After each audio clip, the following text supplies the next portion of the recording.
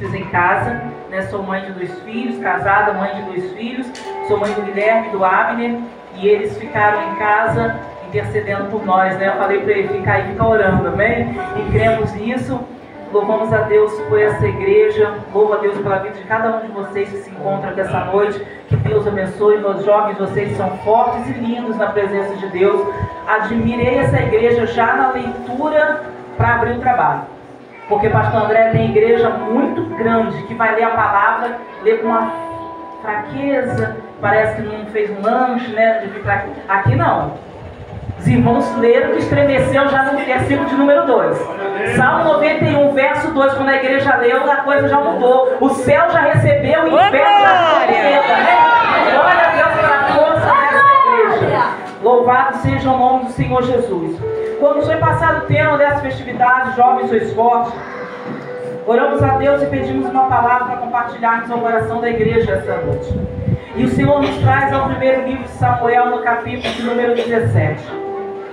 Estamos diante de um dos personagens mais conhecidos de toda a Bíblia. Porque se perguntar quem ele é, todo mundo vai saber que é o menino que matou o gigante. Todo mundo conhece ele, por mais que conheçam dessa forma, o menino que matou o gigante. Outros irão conhecer como o grande rei de Israel. Aleluia. Outros conhecerão ele como aquele que Jesus veio da descendência dele. E assim nós vamos conhecendo Davi, cada um da sua forma. Mas aqui nós estamos diante de um jovem que está vivendo um momento de conflito na sua existência, do seu chamado. Capítulo de número 16 do livro de Samuel, nós vamos ver Samuel indo à casa de um homem por nome de Jessé. Porque Deus vai dizer para ele, vai à casa de Jessé, porque eu tenho escolhido dentre seus filhos um rei. Aleluia! E Samuel vai chegar ali e será apresentado a Samuel o rei segundo a visão humana. Será apresentado o mais forte, o mais bonito, o mais capaz. Passarão os filhos de Jessé diante de Samuel.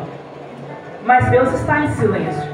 Passo primeiro, Deus permanece em silêncio. Entenda uma coisa, Deus não se ilude com os personagens criados na terra. Deus não se ilude com isso. Porque Deus não olha como o homem olha. Deus não vê como o homem vê. Porque o homem vê o que está diante dos olhos.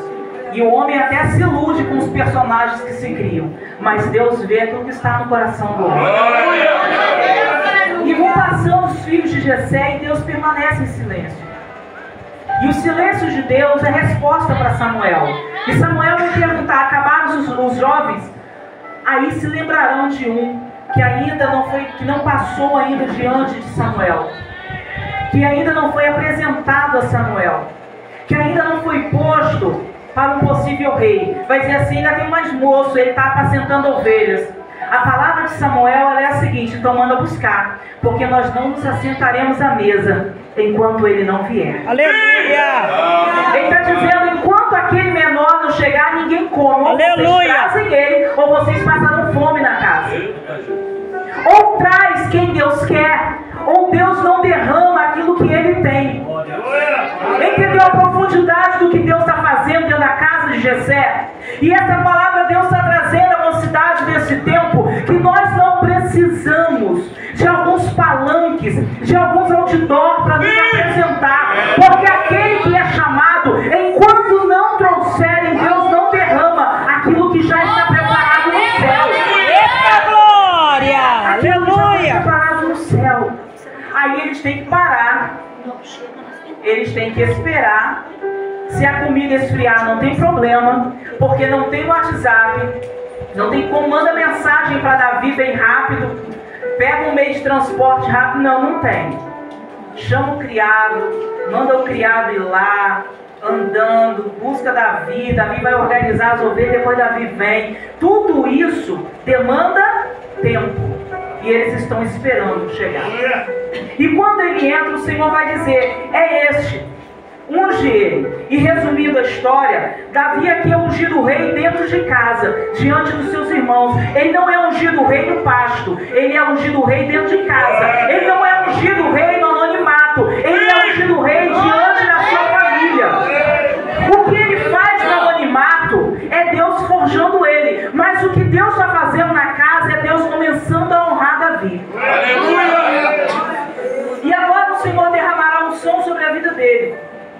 e vai dizer diante do seu pai, dos seus irmãos: o próximo rei de Israel está aqui. E quando ele recebe a unção, ele volta, porque ele deixou ovelhas lá.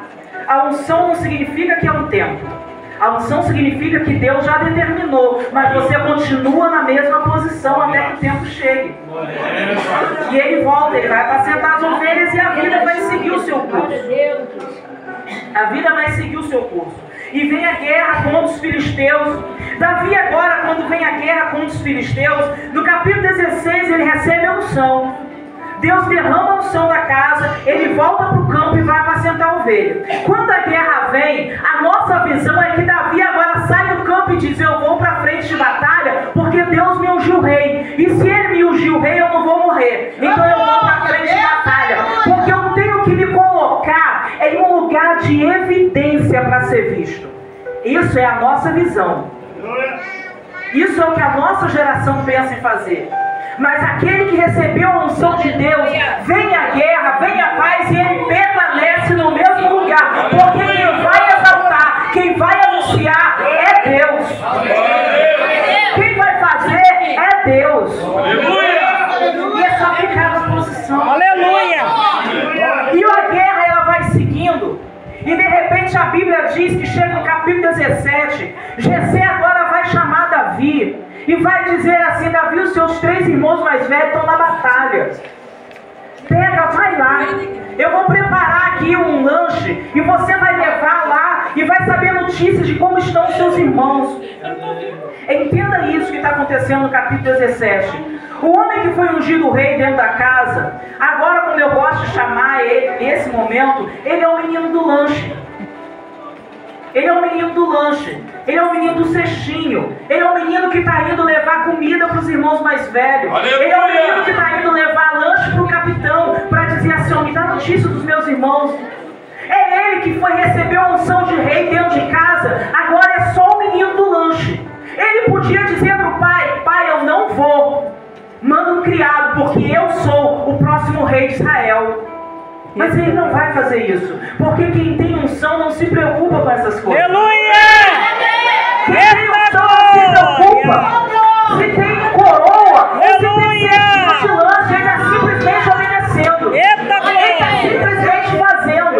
Porque entenda uma coisa: enquanto você está caminhando sem entender o que Deus está fazendo, o Senhor está trilhando o caminho para te conceder aquilo que o céu já determinou para a tua vida. Ele está indo levar lanche. É menino de lanche de recado. Ele é o menino do lanche do recado. De chegar e de falar com o capitão, entregar o lanche e levar a mensagem de volta para o pai. E quando ele chega no capítulo número 17, a Bíblia diz que os soldados estão enfileirados para a guerra. Tanto os israelitas quanto os filisteus. E é o momento em que vai surgir dentre os filisteus um gigante. Um homem muito grande, e vai afrontar o povo de Israel, e vai pedir um guerreiro, um homem que lute com ele. Se levanta alguém de Israel? Não, porque Golias está afrontando há dias, e não há ninguém que se levante para defender o nome de Deus. Eita Deus, ninguém se levanta para lutar contra ele. Porque entenda uma coisa: não é medo e nem é fraqueza. É porque Deus estava preparando o cenário para que aquele que é escolhido até o tempo dele chegar. Aleluia! Não é medo, não é covardia, não é fraqueza. É porque o que estava em jogo naquela batalha não era o nome de quem ia guerrear, era o nome do Deus de Israel. Aleluia! E se perdesse a batalha, Israel iria servir os filisteus. Então aqui eles não vão. As grandes batalhas da vida não são para te amedrontar. Algumas coisas Deus vai deixando acontecer e ninguém está entendendo. Mas as grandes batalhas da vida têm propósito. É cumprir aquilo que Deus já determinou. Aleluia! Capítulo de número 13, no verso de número 14, o Senhor ele vai dizer a Samuel a seguinte palavra: agora, porém, não subsistirá, isso aqui dizendo a Saul, não subsistirá o teu reino. Já tem buscado o Senhor para si um homem segundo o seu coração. Capítulo número 13, Deus está dizendo que ele tem buscado um homem segundo o seu coração. A batalha contra os filisteus não é um acaso. não é uma afronta. Golias acha que ele está afrontando, mas Golias está sendo instrumento de Deus para começar Israel a viver aquilo que Deus tinha preparado para ele. E agora vai chegar no capítulo de número 17, quando acontece tudo isso. Davi, quando vê aquela situação, Davi não aceita. E Davi ouve um comentário entre as pessoas dizendo assim: olha, aquele homem que vencer a esse gigante, o rei, aquele que o ferir, o rei dará riquezas a ele, e dará a sua filha, e fará isenta de impostos a casa de seu pai Israel. Aquele ouve algo que atrai os olhares dele. E ele vai perguntar: o que acontece? Ele vai dizer: será que é isso mesmo? Entende uma coisa, jovem, não se iluda com a primeira palavra que você ouviu no mundo. Não se ilude com a primeira promessa. Pede confirmação. É isso mesmo? A gente pede confirmação para tudo. Eu sou da geração que pedia confirmação para tudo. Até para namorar a gente pedia confirmação a Deus. Essa é a verdade. Por mais que a gente vê agora os coaches evangélicos dizendo que não, a minha geração pedia confirmação a Deus. A gente perguntava: Deus, o Senhor permite? Deus, é da tua vontade? Aí aconteciam umas coisas esquisitas, né? Que a gente guarda isso pra vida. Porque eu perguntei. E quando a gente foi namorar, meu esposo me fez esperar 1 ano. Né? 1 ano, ele falou pra mim assim: eu vou orar. Eu achei que ele ia orar 1 semana, ele orou quase 1 ano. Né? E vai ter tempo para esperar, e vamos continuar orando, amém? E no dia que ele foi na casa dos meus pais, deixa eu só abrir um parênteses aqui para contar isso para jovens, porque eu digo que eu sou de uma geração que pede confirmação a Deus por tudo. E no dia que ele foi pediu meu pai, né, ele foi com medo, tremendo, né, quase que não entra lá na casa do meu pai, mas ele pediu um sinal a Deus. Ele pediu um sinal a Deus. Nós tínhamos orado, Deus já tinha ministrado ao nosso coração que era a vontade dele. Porque Deus, antes de tudo isso, Deus já tinha feito acontecer algumas coisas. Só que eu era teimosa, eu queria mais uma confirmação do Senhor. Mas naquele dia ele pediu a Deus: Senhor, me dá uma confirmação física. Se você crê ou não, querido, isso é com você, mas deixa eu te contar isso. Ele disse para Deus: eu quero que ela esteja vestida com aquela blusa dessa cor, daquele jeito que eu vi naquele dia. Aí você vai dizer assim: não, isso aí foi coincidência. Você estava com a blusa de coincidência. Não era coincidência. Porque ele não pediu a Deus a melhor blusa. Ele pediu a blusa mais feia que eu tinha. Minha mãe era ela que costurava as minhas roupas. Minha mãe não errava corte de roupa, mas naquela blusa ela errou o corte. O pano era feio, a estampa era feia, o corte estava errado. Era a blusa para eu ter pego jogado fora. Eu tinha usado uma vez e posto no fundo da gaveta. Eu vesti todas as blusas que eu tinha na minha gaveta. Qual foi a blusa que eu coloquei, gente, naquela tarde? A blusa feia e errada, vesti. Quando eu saí do quarto, minha mãe me contou que ela olhou pra mim e disse assim: que blusa feia. Ela pensou: que blusa feia. Ela pensou que ela era muito persuasiva. Vou mandar ela trocar de blusa. No mesmo tempo, Deus não deixou. Diz ela que ela falou assim: deixa, ela quer vestir essa blusa, deixa ela com essa blusa mesmo. Aí quando ele chegou, depois de meia hora em pé no sol, pensando: entro, não entro, entro, não entro. Quando ele entrou, que ele me viu com a blusa feia no corpo, ele pensou assim: Deus fez o que eu queria. Deus me deu a resposta que eu queria. Se você acredita ou não, meu querido, que Deus ainda confirma aquilo que Deus fala ainda com a sua igreja, querido. Aleluia. E Deus agiu para que nós entendêssemos que nós precisamos buscar ao Senhor.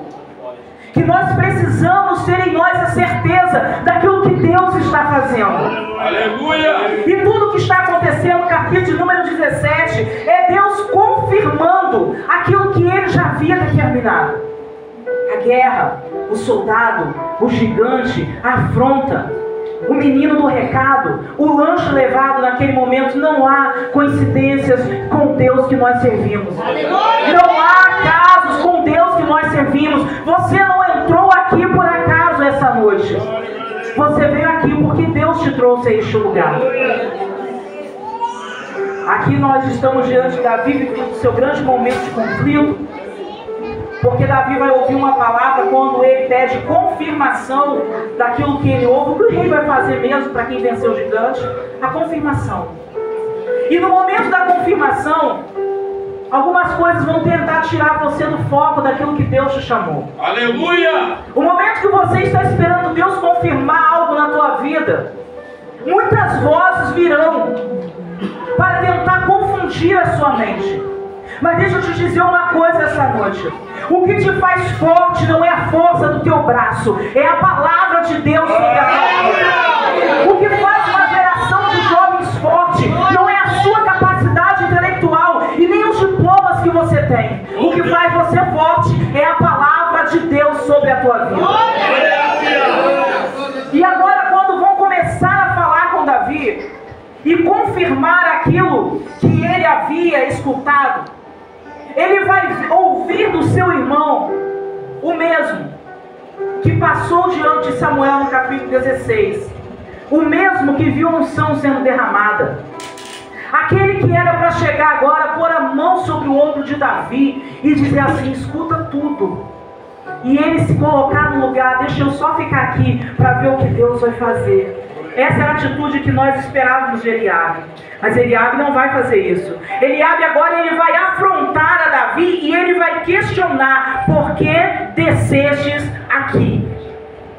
E ele está dizendo: o que você está fazendo aqui? Com quem você deixou aquelas poucas ovelhas no deserto? Ele afronta Davi, ele afronta o que Davi tem, ele afronta aquilo que Davi faz, ele afronta a personalidade de Davi. Porque ele vai dizer assim: eu bem conheço a tua presunção, eu sei quem você é. Esse negócio não era Davi, o negócio era a unção sobre a vida de Davi.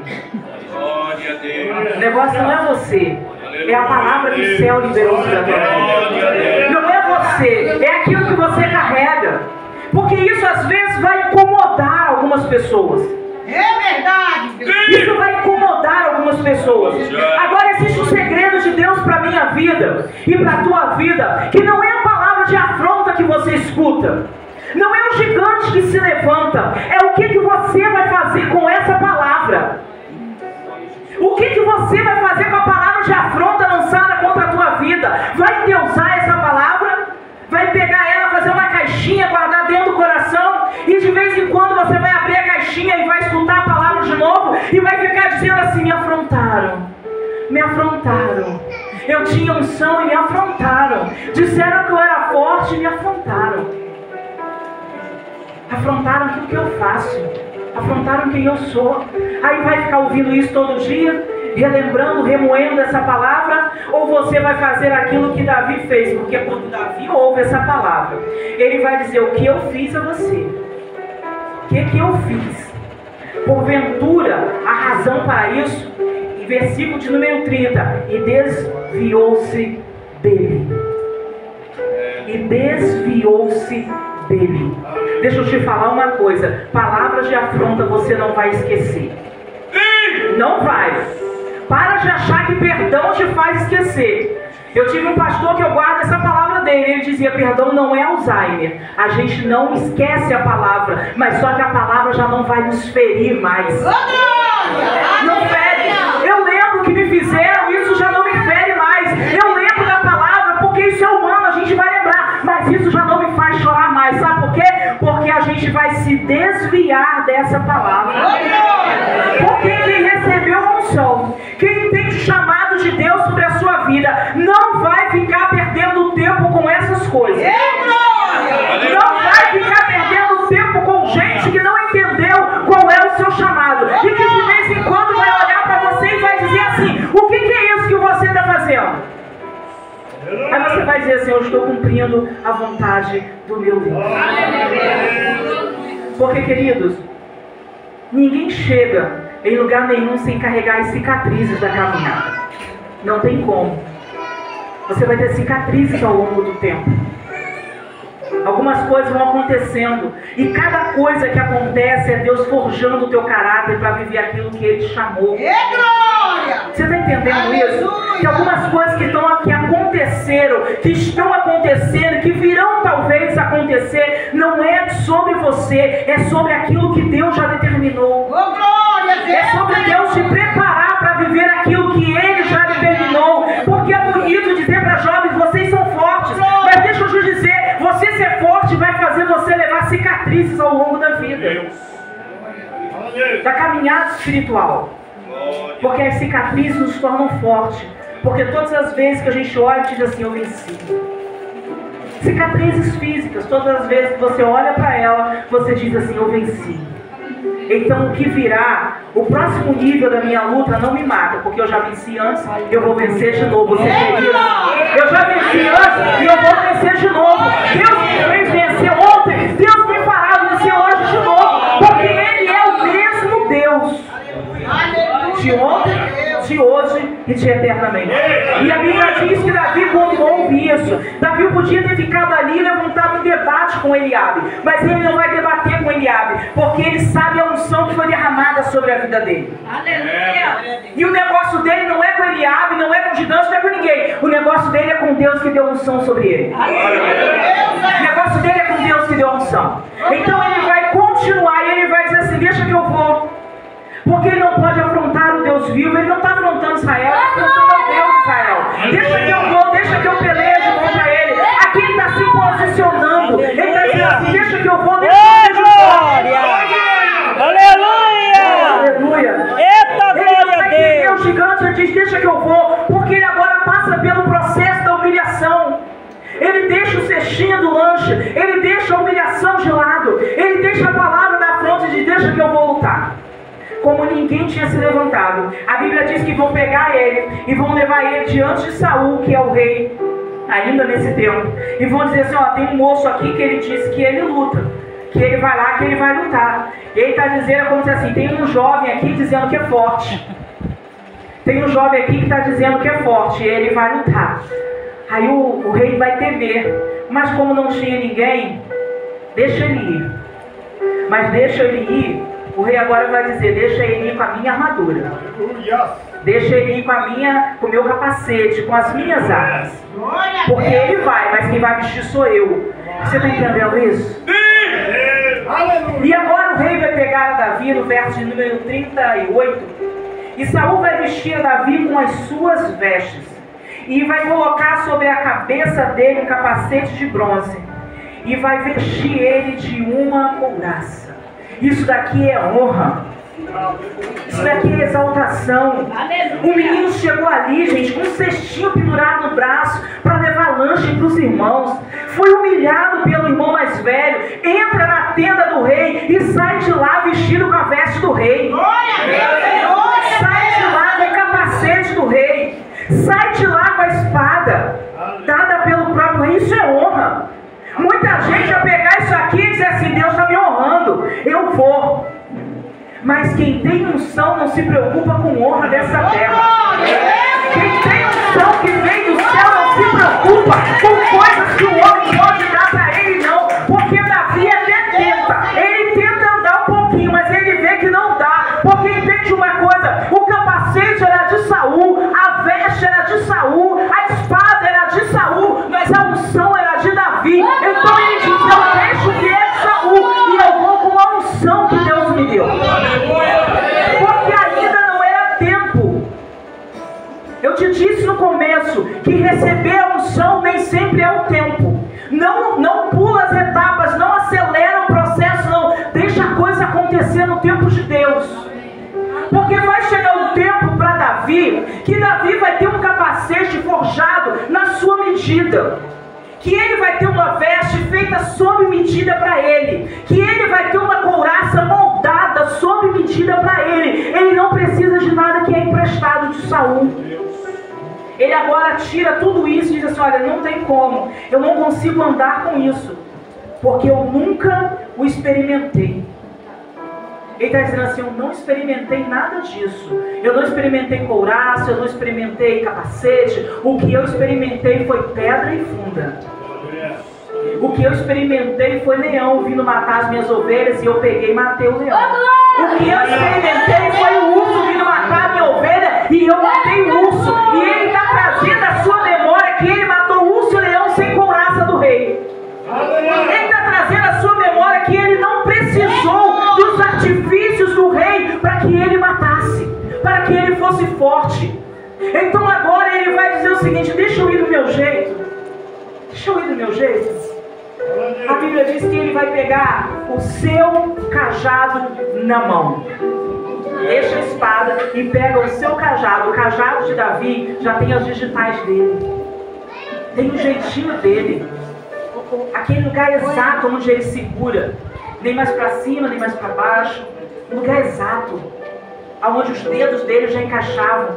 Deixa eu ir com o meu cajado. Deixa eu escolher aqui 5 seixos de ribeiro. Deixa eu pegar o meu alforje de pastor. Deixa eu me vestir como quem eu realmente sou. Quem eu realmente sou. Eu ainda não sou guerreiro, eu sou pastor de ovelha. Deixa eu botar o alforje de pastor. Deixa eu pegar o meu cajado. Deixa eu lançar a mão da minha funda. E deixa eu ir com aquilo que Deus me fez ter nesse mundo. Aleluia, glória a Deus. E ele vai. Porque ele vai entender que ele não precisa de nada daquilo. A palavra de Deus para a tua vida essa noite. Você não precisa dos artifícios humanos. Você não precisa imitar o cantor, o pregador. Queridos, quantas vezes ao longo da caminhada eu ouvi gente dizer para mim assim. Uma vez eu ouvi uma irmã que chegou para mim na segunda-feira. Eu ministrei a palavra domingo na igreja. Na segunda de manhã ela veio e me deu uma... Na segunda-feira à noite nós tínhamos ensaio. E eu estava no ensaio, ela veio e me deu um abraço, aquele abraço de consolo, não tem? Aquele abraço de consolo, ela me consolou, né? E disse para mim assim: Alessandra, fica triste não. Você pregou ontem, todo mundo ficou quietinho, ninguém pulou, mas a gente recebeu muito de Deus, tá? Eu falei assim: amém, irmã, é isso que eu queria. Uma outra uma vez chegou para mim e disse assim: bateu no ombro assim, o dia que você pregar, se você quiser pular, você pula. Que vai ser bom, a igreja gosta. Eu falei assim: querida, eu vou transmitir a palavra. Se o povo pular, amém. Sabe por quê? Porque Deus nos traz aqui essa noite para dizer para a igreja: seja forte do jeito que Deus te chamou para fazer. Faça a obra do jeito que Deus te chamou para fazer a obra. E nessa noite o Senhor ministrou isso aqui. Nós vimos um jovem que cantou aqui no começo, que ele pulou, que se eu pulo igual ele, os joelhos não aguentam não. Eu nem ousei pular, ele disse pula. Eu pedi perdão, eu falei assim: não, irmão, não estou desobedecendo, irmão, não, que se eu for, o joelho não aguenta. A volta, entendeu? A gente até vai, mas quando a gente volta, o joelho não aguenta. Aí nós vimos a jovem que cantou aqui com violão, uma serenidade. Está entendendo? Mas Deus usou os dois da mesma forma.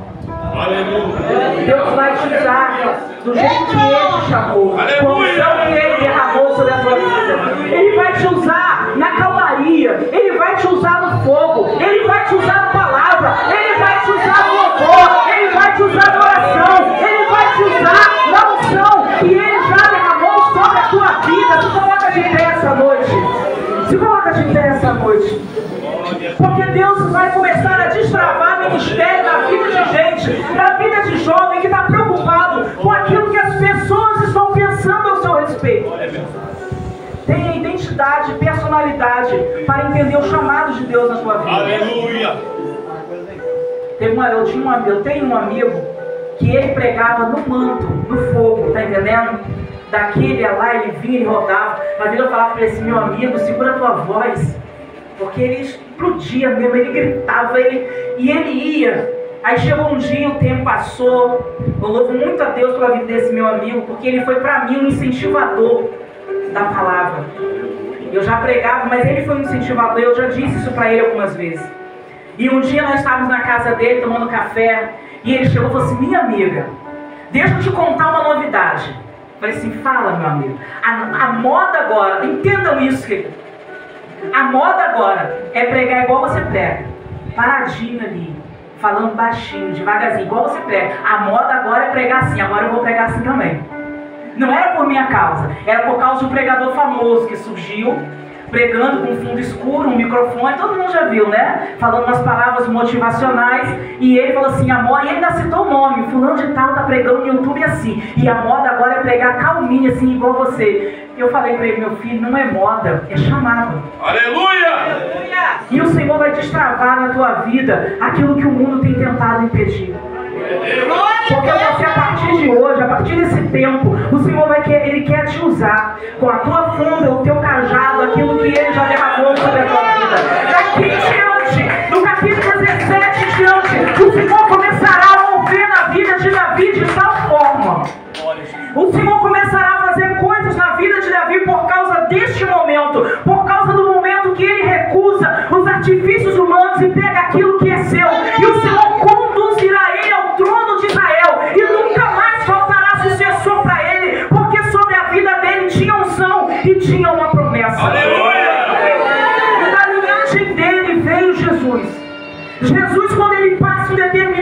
glorificar. Um homem vai gritar: Jesus, filho de Davi, tenha misericórdia de mim, porque a unção que foi derramada sobre a vida de Davi, nem os percalços da vida vai tirar. Aquilo que Deus já derramou sobre a tua vida, e nós queremos declarar essa noite. Estende as tuas mãos para os céus nessa hora, para que você receba aquilo que os céus estão derramando, porque a unção que Deus vai derramar sobre a tua vida, nem os percalços no meio do caminho irão tirar. Nem aquilo que o inimigo levantar de afronta contra você vai tirar. Porque jovem, você é forte. Igreja, você é forte. Ministério, vocês são fortes. Fortes para avançar na palavra. Fortes para conquistar através da unção que Deus já derramou sobre a tua vida. Deus, neste momento, diante da tua presença, nós te colocamos como tua igreja. Eu peço ao Senhor nessa hora que derrama a unção sobre a vida dessa mocidade. Uma unção que fará eles compreender aquilo que o Senhor já fez sobre eles. Que eles não são uma geração fracassada. Eles não são uma geração incapaz. Eles não são uma geração fraca. E como igreja nós queremos declarar que sobre eles está a força do Senhor. Que sobre eles está a palavra do Senhor. Que dentre esses jovens sairão pregadores, sairão músicos, levitas, cantores, pastores, missionários, profetas, ministros de oração, e o teu nome continuará a ser levado aos quatro cantos da terra, porque nós queremos declarar que vem aí uma geração de jovens mais forte do que a geração que já passou.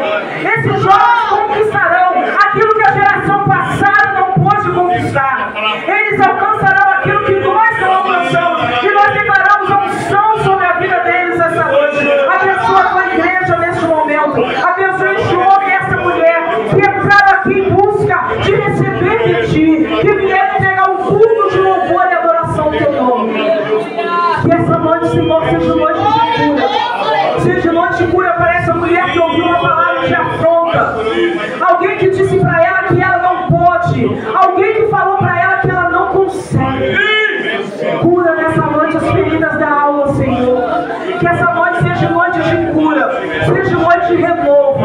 E nós declaramos cura, nós declaramos libertação, e nós declaramos a força que vem do Senhor, para que possa avançar e conquistar.